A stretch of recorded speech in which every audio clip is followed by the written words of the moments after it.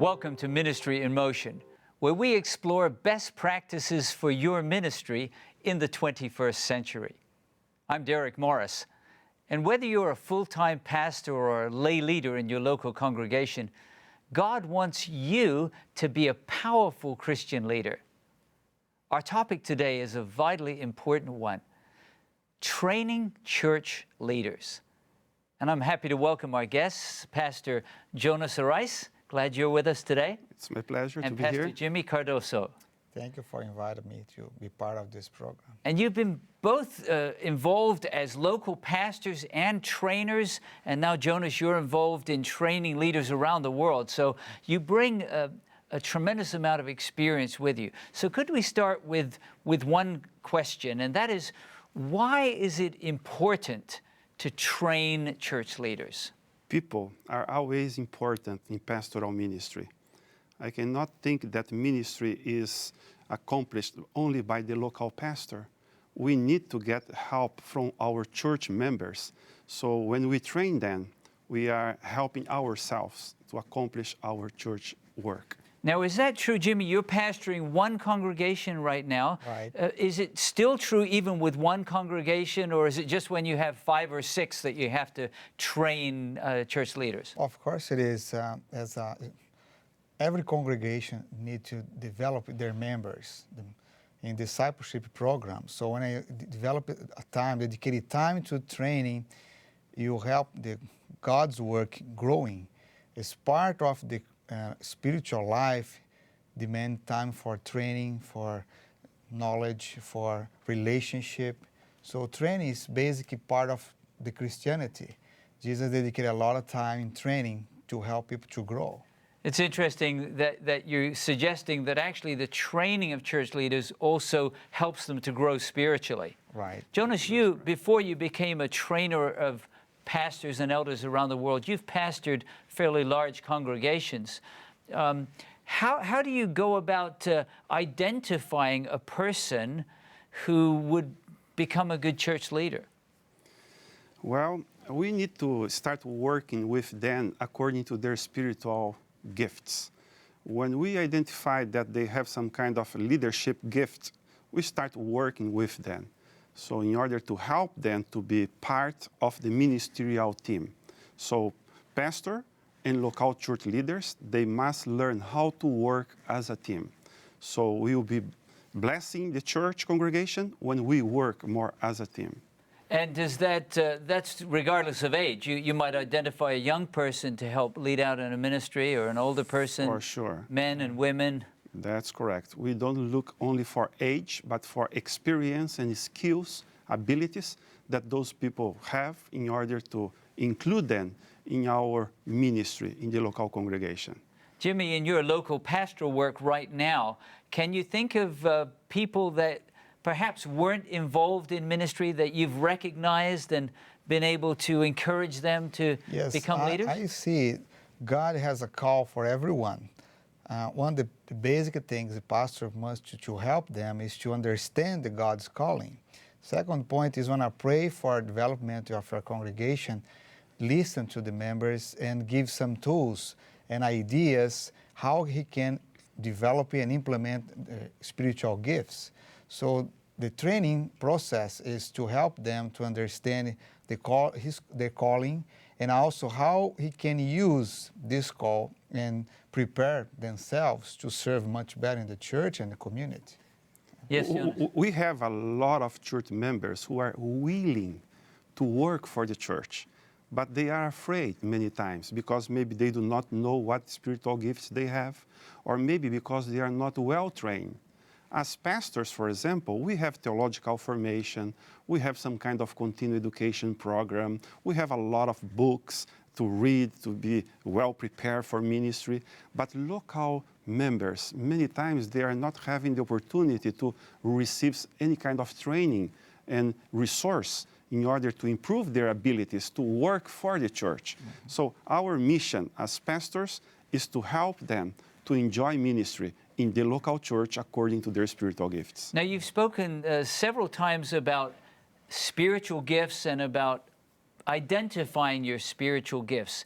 How does that happen? Is there can you have a training workshop of some kind? How does a person identify her spiritual gift or his spiritual gift? Some people are more acquainted to understand that because the spiritual life, the way they perceive God, the way they pursue his spiritual life. Others, you need to open their minds to talk. I believe one of the part very important in training is one by one. Sometimes the large training is good, but they sometimes don't respond well.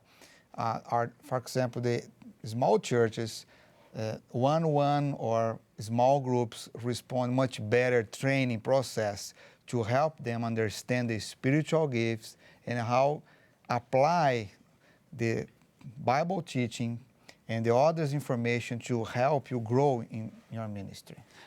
Yes, Jonas. I used to tell my church members, if you are not sure about your gift, Yes. pray to God. Ask him to reveal what kind of gift you have. Second, be willing to use that gift. And third, maybe those things that you are doing for your church and you feel happy, you feel that you have some satisfaction to do that work, because the spiritual gift is always related to something that gives us happiness, satisfaction, and joy. So when they start looking through this way, they will more easily identify what kind of spiritual gifts they have. So a person helps with maybe feeding the poor and says, I think I have the gift of mercy. That's correct. If you love to sing, maybe singing is your gift. But if you never try, how can you make sure that's your gift? I like what you were saying, Jimmy, about one-to-one training, because if you were to see a potential leader and work with that person, you have experience to be able to recognize this person has the gift of teaching, or this Right. person has the gift of administration, and then encourage them in those ways. Yes, because one-on-one, as Jesus did develop many times like this, because you have more relationship and help people to see how the potential of that ministry. Or sometimes the people think only in the worship service itself as only the way to express your ministry. Of course, after the doors of the church, outside of the door of the church, has much more space to develop ministries. That's why it's important to one by one ideas and pray together and visualize how can I apply my life, my ministry in this world. You know, it's interesting you talked about Jesus, and we might have said, Jesus, you don't have time to train these people. You've got so much ministry to do. But after the break, I want to explore why it's wise to use valuable time as a leader to train other leaders. Because as you said at the beginning, Jonas, you're multiplying your impact. That's correct. We'll talk about how to do that and even some resources that will be helpful to our viewers, pastors and lay leaders, so they can multiply their impact in their local congregation.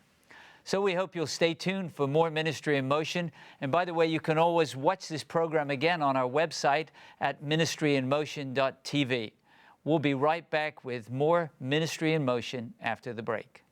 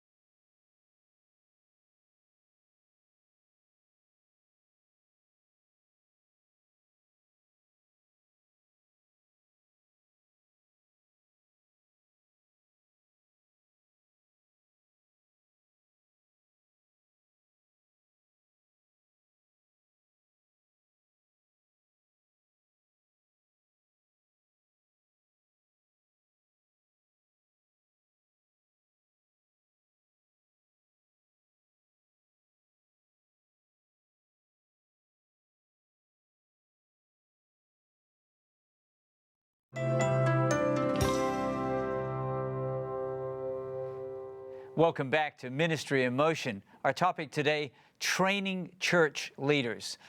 and our guests, Jonas Arrais and Jimmy Cardoso. Thanks for being with us today. You're experienced pastors and trainers of leaders.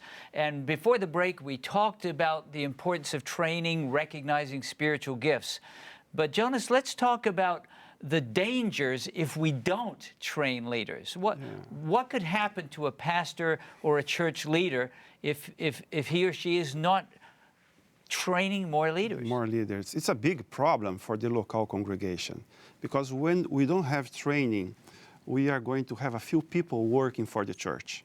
Those a few people who will be working for the church, they are not going to do a good ministry because they are in lack of training. When there is no training, we fall into the temptation to elect the same people year after year. In other words, to work with the same group of people. There is no renovation of local church leaders. And we start placing many responsibilities on the shoulder of a few people in the local congregation. It sounds like that could wear them out. They could just get exhausted by having all of the responsibility on themselves. For sure. Pastors. What other dangers do we have if we don't train? I believe we have two different areas. The regular church, you have departments. The challenge for pastors is to help members and leaders to change department's idea to ministry philosophy. For particular, inside the church, activities we develop like a Sabbath school teacher or personal ministry director, understand this position, but in process to transform this situation in ministry. Why is important, the training? If you don't train, they never grow up in the understand of this ministry. They stay all the time just for regular ideas. But when the church developed this kind of ministries, is to help them to understand this mission and also make discipleship. So every leader must help others to become a disciple and continue his ministry. So if they receive a training, they have much more able to continue this education in the local church. I agree with that. Training is so important. In church leadership, we used to say that when we train 5 people and they are working well for the local congregation, those 5 volunteer people, they are equivalent to 1 pastor working full-time for the congregation. So training is essential, because many pastors today, maybe they are tired, they are stressed, trying to do all the work in the local congregation by themselves, while we have an arm of people willing to help the local pastor in his ministry. So if a church leader said, I don't have time to train leaders, what would you say? That's a challenge, because many people, they don't prioritize training. Even the local church, as a pastor, you demand a lot of things, and training could be the last one. But of course, you cannot train everyone at the same time, but the pastor must pick up some members and dedicate a little bit more time. And if they are open to grow, that's the time to. I know you're passionate about this, Jonas. Jesus took time to train, even though he was really busy. Paul took time to train, even though he was really busy. So a person says, I'm too busy to train, what would you say? A good writer named as Ellen G. White, she used to say, pastors, preach less and train more your people, and help them to depend more upon God's guidance in the work that they need to do in the local congregation than to depend upon your leadership. So when we train people, we are helping pastors in their job. We are helping pastors to accomplish much more in the local congregation. And the other point that is very important to mention is when we train volunteer people, because in many places around the world, one pastor has many congregations. They have no money to pay 1 pastor for each congregation. So when we train local leaders to be local pastors, they represent a huge financial saving for the church. They're not really a fully trained pastor, but they are a trained church leader. That's correct. Yeah. That's I liked what you said earlier, Jonas, about you train 5 people. That's the equivalent of adding another staff person. It seems to me then that a wise pastor would allocate some time for training, even if he or she's busy, because the net result will be greater impact for the kingdom. That's correct. And today we have a generation with a new mentality. Church members, they are not happy only in returning tithes or pay offering. They would like to be part of the church process decisions. They would like to be more involved because they understand that Jesus is coming very soon. So they would like to be part of the history of the church in this special time in history. Jimmy, you're a local church pastor. Right. You've got a growing congregation. You're training leaders. What are the biggest challenges that a pastor faces when training leaders? What are some of the obstacles that you might have to get past in training leaders? The same time, this century is very illuminated, very enlightened century, many resources.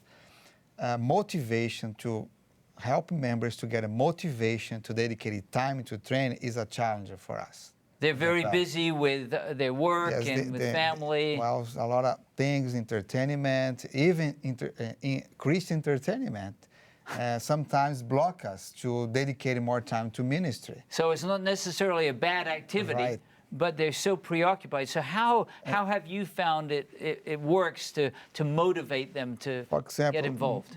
Even our local conference, they demand training on Sabbath or Sunday, 1 or 2 days only training. Why? Because the people don't show up. If you have more time to training, that represents your some hard situation today, because the people, they already think, I know about these things. I don't need too much time to training. That's why we need for this generation new training. So I believe the best way is involve members in the spiritual life, pray for them, and one by one, I believe, yes, the best way yet to approach and to help them. When organize a regular training session, but me prepare the better you can, and bring some ideas. Interviews, for example, as this one, helps a lot in the providing process. Some resources. Yes. And by the way, after the break, we're going to actually provide some valuable resources for you and a website where you can access those resources. People are busy. They're probably not going to come for a whole week of training. But what are some resources that you could use to train church leaders in your congregation? We'll be right back with more Ministry in Motion.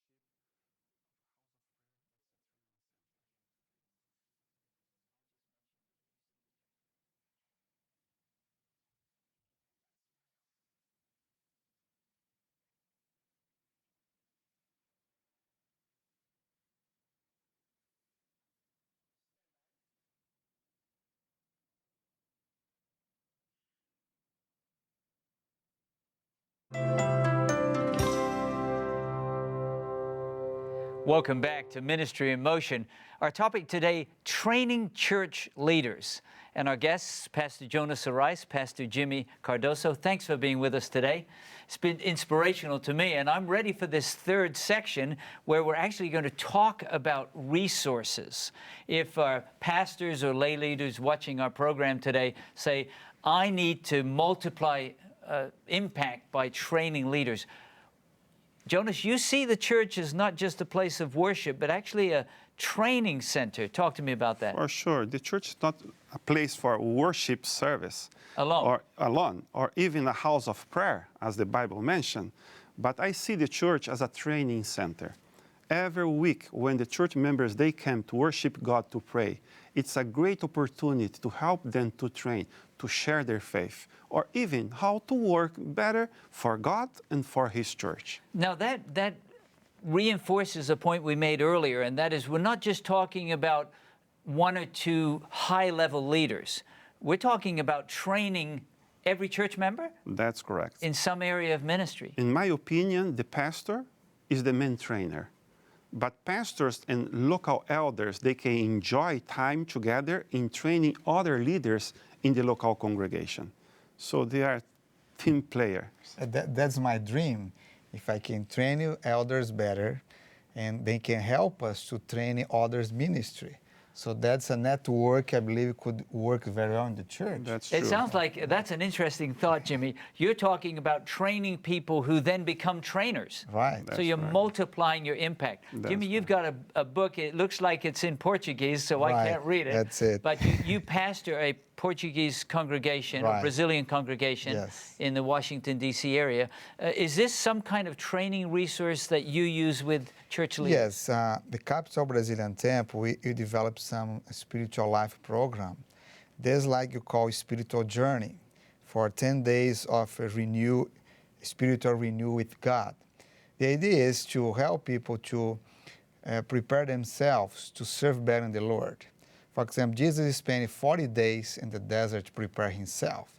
It's a good way to leaders before they took place in their ministry, they take 40 days spiritual life, reading, meditating, write down some ideas God gave to him, to her, to dedicate much more, have a fullness life and heart to serve Lord. So this material is 10 days of spiritual renovation, renew, to understand much better about the blessings of Jesus Christ. Why Jesus started these sermons blessing people? Because this is the way Jesus started his ministry. The way the leaders want to receive a mission is the first voice to blessing people. And we have many ways to bless. One of them is when you receive this training, you help others. That's the kind of blessing Jesus used to. So that's beautiful. That reminds me of like 10 days in the upper room. Right. You're helping people to grow. Jonas, the church, you've got a whole pile of resources, and we're going to put a website up too that would be helpful for people. Let's talk about some resources that you're actually developing right now to help train church leaders. That's correct. God gave me the opportunity to be the editor of one very important magazine for local church leaders. The name is Elders Digest. This is a powerful resource for our local church leaders in order to accomplish a more effective ministry. So we have sermons here, good articles, interviews, questions and answers. And I love to prepare materials to train my church members and elders. Now, before you go on to some other things, how many copies of that elders resource do you? 100,000 in English and more than 220,000 in 13 different languages. Now, I'm sure there's someone watching who says, I need that journal. It's produced once a year or twice a year? It's a quarterly magazine. So 4 times a year, a valuable resource for training church leaders. How can a person learn more about this journal? Okay, they can go to our website, www.ministerialassociation.com. Ministerialassociation.com. That's correct. And there'll be a link for elders. And they click over there and they will see many magazines in our archive over there. So that's just one resource that's available, and that's available in 13 other languages. That's correct. I'll come back to Jimmy in just a moment. You've got several other things here in your hand. Go ahead. Jonas, what else do you have here for training? In our church, we have the Seventh-day Adventist Church Manual. So it's the main book for those who are leaders in our congregation to understand well how our church operates. And we have a companion book for lay leaders, correct? For sure. Elders Handbook. It's another resource. Here is the job descriptions for local church leaders, what they should do, how they should do, and what they should avoid. It's a very powerful book, Elders Handbook. And we may have pastors from many different denominations. Perhaps their local denomination, their denomination provides resources. The biblical principles apply. But Elders Digest is for any church leader. Any church leader. And one last resource you've got in your hand here. I put in my heart each 5 years to write a book for local church leaders. And what's it called? One of those books that I wrote is A Positive Church in a Negative World. So this book is also available in our website. Ministerialassociation.com. You've got correct. some CDs too, and I'm going to have to go over to Jimmy now. Just hold those CDs up. Are those all available too? Many CDs to train local church leaders, based in different materials, very practical, very powerful. But I would like to highlight just one. I have one CD here. This CD has 8 years for complete worship service program. 8 years of worship services. For the weekend, that's correct, including sermons, children's story, call to worship, hymn suggestions, and even the scripture reading. I can tell that you're passionate about that. Powerful material. In closing, Jimmy, if you were to speak to a pastor, to motivate that pastor to train church leaders, what would you say? Well, I believe God can put these things in our heart.